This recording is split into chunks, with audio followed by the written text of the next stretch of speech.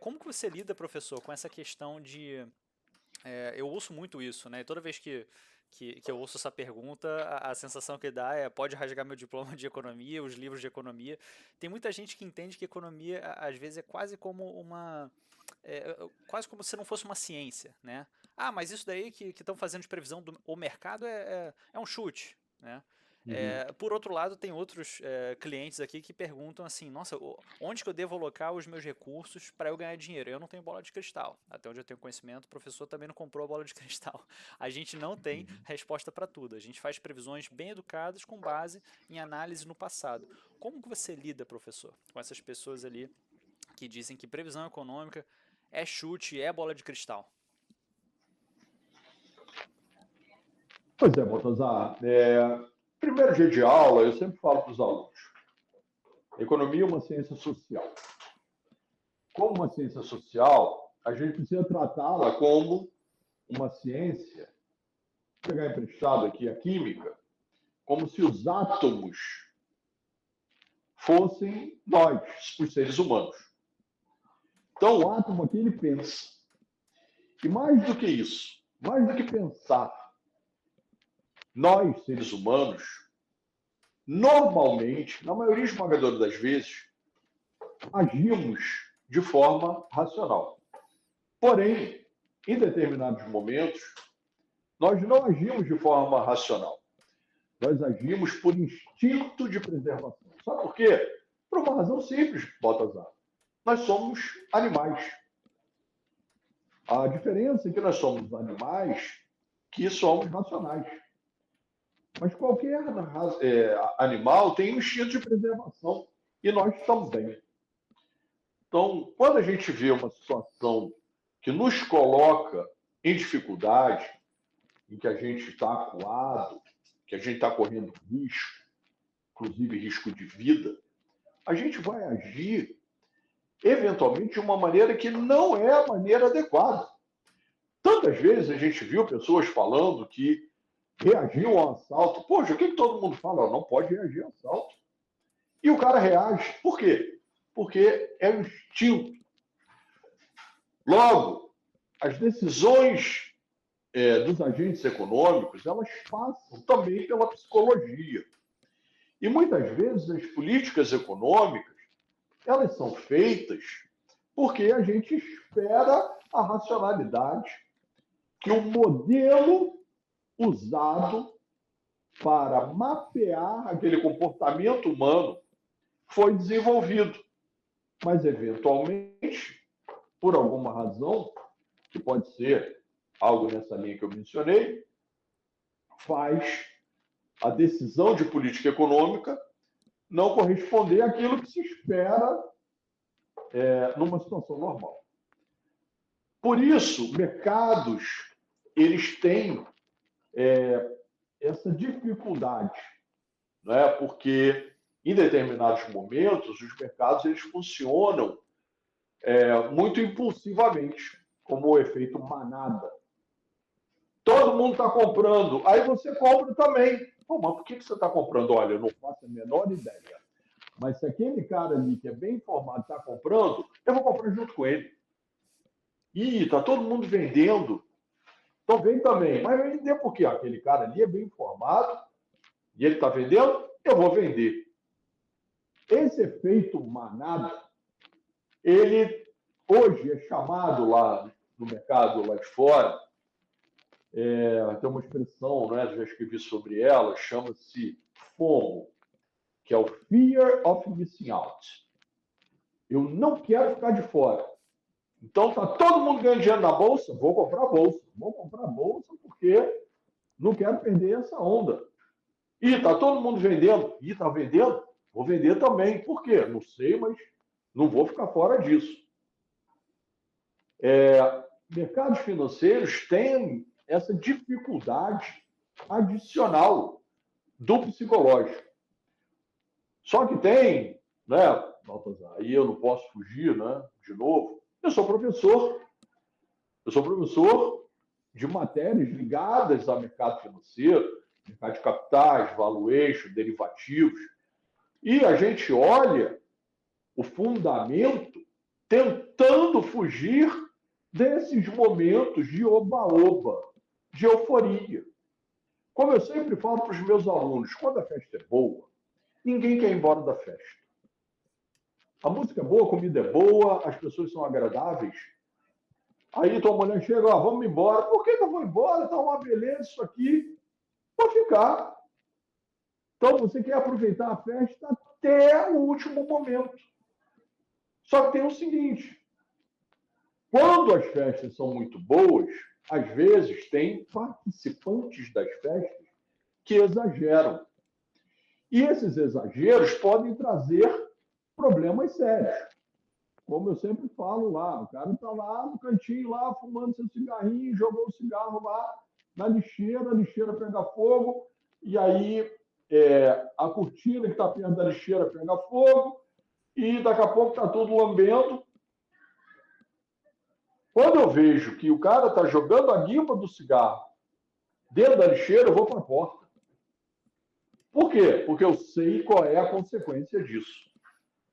Mas aqueles que não têm experiência de mercado, eles vão continuar na festa, porque a festa está boa. Eles não vão querer largar nada para trás. Então, o mercado ele precisa ser olhado com essa lente, né, de cautela. Tirar, tentar se distanciar um pouco desse oba-oba, que, em geral, acontece no final dos grandes movimentos. Pode ser que seja o que está acontecendo agora, por exemplo, em relação às bolsas internacionais. A antecipação é a chave do negócio, né, professor? A diversificação de risco é você fazer uma carteira equilibrada para você, é você juntar de tempos em tempos. Aquela pessoa que simplesmente pega uma matéria ali no valor, dá uma lida, opa, descobri aqui a mina de ouro, vou aplicar aqui na ação porque eu li essa matéria. Esse cara já está chegando tarde, é como você falou, né? É ele e uma série de outras pessoas viram aquilo e às vezes ele vai pagar um preço caro, né? Então é tudo uma questão de você ter parcimônia, ter paciência. O mercado financeiro ele vai remunerar sempre a pessoa que tem mais paciência. É uma transferência de recursos ali do menos paciente para o mais paciente no ponto de vista geral. Não existe geração de riqueza a curto prazo. E sempre desconfie, né? Quando você vê uma coisa muito fenomenal ali a curto prazo, com um rendimento garantido, é estranho o negócio. Dá trabalho, as análises são custosas e confie no seu gestor. Diga, professor. Você tem razão. Eu sou muito fã do Zico, né? Até falei Flamengo. Há muitos anos atrás, tem muitos anos, eu ouvi o Zico falando uma frase muito interessante. São duas coisas importantes na vida, memória e paciência. Né? Por quê? Porque você tem que ter memória para lembrar que tem que ter paciência. Investimento é paciência, você está certo. Né? Você pode até ganhar dinheiro rápido, mas vai ser muito raro isso acontecer. É um evento ou outro. Em geral, é isso. Disciplina. Carteira diversificada, comprada em fundamento e disciplina. Essa coisa, né, do afã de ficar olhando o teu extrato todo dia, aí caiu, subiu, isso, em geral, não é uma boa tática. Em geral.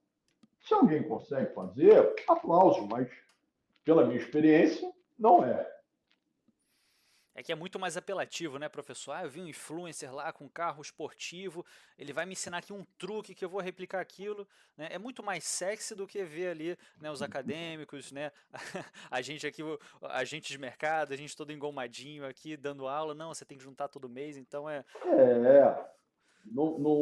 essa coisa do dinheiro fácil, infelizmente, a juventude, ela às vezes cai, né, nesse canto da sereia. Né? Você se sente estimulado, como você falou, por um cara bonitão, um cara com um carro bonito, né, cheio de mulher bonita, cara acendendo charuto com nota de 100. Isso atrai. Era como se fosse lá na minha época de juventude, comercial de cigarro. Né? Na minha época, o comercial de cigarro, aquele cara, né, o cara de sucesso. Hoje, quase ninguém fuma. E fumar hoje, né, é um negócio desagradável. Então as coisas mudam, né? Mas sabe o que falta, Baltazar, nisso tudo? E até é importante a gente falar nisso, especialmente num programa como esse seu, é a educação financeira. Exato. A gente precisa de educação financeira na sala de aula. Não é na faculdade, é na sala de aula mesmo ali, quando o cara está no ensino fundamental, no ensino médio. Porque é quando você está formando, né, o jovem, para ele entender a importância, né, da poupança, de formar poupança. Olhar para o futuro. Né? E daí vem a ideia do investimento de longo prazo, da paciência. Né? Se você pegar os grandes mestres, o que eles vão dizer é exatamente isso. Tenha disciplina, foco e paciência. Perfeito, professor. E eu sinto muito essa falta no nosso sistema educacional, né? Lógico que a gente tem que frequentar a aula, a gente tem que ter, no meu ponto de vista, né, um diploma, porque acho que isso rompe ali barreiras de pensamento a nível de educação, Claro. né? Por isso que o tenista ali, ele fica 400 vezes sacando a bolinha. Ele vai sacar 400 vezes dentro da quadra durante uma competição? Não, mas quanto mais ele sacar, mais ele vai ter chance ali de aprimorar, e com a gente não é diferente. Só que a questão é, eu vejo muito, o jovem ele chega ali no vestibular, a gente fica chafurdado de coisa ali que a gente tem que decorar para provar que a gente tem memória suficiente para passar, e a gente se depara com uma série de coisas que a gente não tem usabilidade prática. Eu tenho amigos que moram fora, eles falam que a garotada, 14 anos, aí em país europeu, frequenta a universidade para ver se ele vai gostar daquele curso ali. Quer dizer, o cara de 14 anos ele já tem uma imersão, né? Provavelmente ele vai gostar daquele curso ou não. Ele não tem a ver com o que eu pensava que era, né? Lá nos Estados Unidos você tem a formação do cara que ele termina o ensino fundamental e médio, ele tem um curso de marcenaria, o cara sabe cortar madeira. A gente sai aqui do vestibular, o nosso jovem não sabe nada. Às vezes não sabe nem a diferença de administração para economia para contabilidade. O cara fica na dúvida assim, com coisa muito ampla, né? Então eu concordo Perfeito. com o senhor que a gente tem que alinhar essa questão lá atrás, educação financeira nas escolas lá atrás. Não dá para eu discutir aqui reforma da Previdência, reforma tributária com um sujeito que não sabe nem fazer uma regra de 3. Aí fica o frescobol que o senhor falou, né? E tem um aspecto, né, que é interessante. Se a gente conseguisse fazer com que grande parte dos jovens entendesse,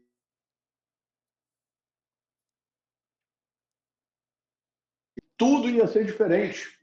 Porque o juro composto é algo extraordinário associado ao prazo, ao tempo.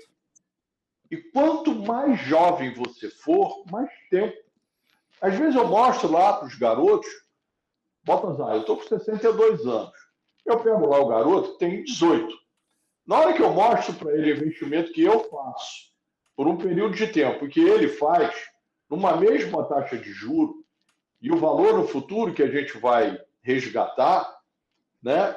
A diferença é tão que os caras acham que eu estou brincando com eles, quando na verdade estou fazendo ali na HP. Então, mostrar a potência, o poder, né, do tempo a teu favor, né, do jovem. Né? Hoje mesmo, uma menina lá na aula, ela perguntou para mim, professor, o senhor acha que eu devo investir agora numa previdência? Eu falei, não, acho que não deve. Ela, por quê? Eu falei, porque você deveria ter feito isso quando nasceu, no primeiro dia. Boa. Você quantos anos tem? Ela falou, eu tenho 18. Eu falei, então, você já está defasado 18 anos. Você tem que ter feito isso na hora, quer dizer, tiraram você de dentro da tua mãe, deram uma palmadinha na tua bunda, previdência. Por quê? O tempo vai estar a teu favor. Você vai ganhar ali 18 anos. Mas se você não fez, faz agora com 18. Vai esperar ter 50, 60 para fazer? Não. Então faz logo. Mas o que acontece, Baltazar? Ela ouve isso de alguns, muito poucos, em escolas, né, instituições de ensino superior que trabalham, né, nessa área e vão dar uma orientação. Mas é isso, tinha que estar lá no ensino fundamental. Pois é, isso foi muito emblemático para mim, né? Eu estava na mesma corretora que você na época, quando o meu maior cliente, né, ele tinha 10 milhões ali investido, só na instituição que a gente trabalhava. E daí que ele falou assim, Paulo, quantos anos você tem? Na época eu tinha menos de 30, né? Aí ele falou a idade dele que era mais de 60 já na época. E ele virou e falou assim, Paulo, eu daria esses 10 milhões para você agora se você trocasse comigo a sua idade. E eu, na hora, eu pensei assim, poxa, eu jovem no mercado financeiro, professor ambicioso, né, querendo galgar ali um carro cada vez melhor, entregar performance, eu pensei, porra, maravilhoso, 10 milhões e tal. Mal sabia ele que ele estava me ensinando uma lição que eu só iria digerir aquilo tempos depois. Cara, o tempo é o maior ativo que a gente tem, né? E para absolutamente Exatamente. tudo na vida, para investimento, para saúde, né? Então Claro, é a questão de começar o quanto antes, né? Para ter isso. uma terceira idade ali mais confortável e tudo mais. E, Exatamente. É e isso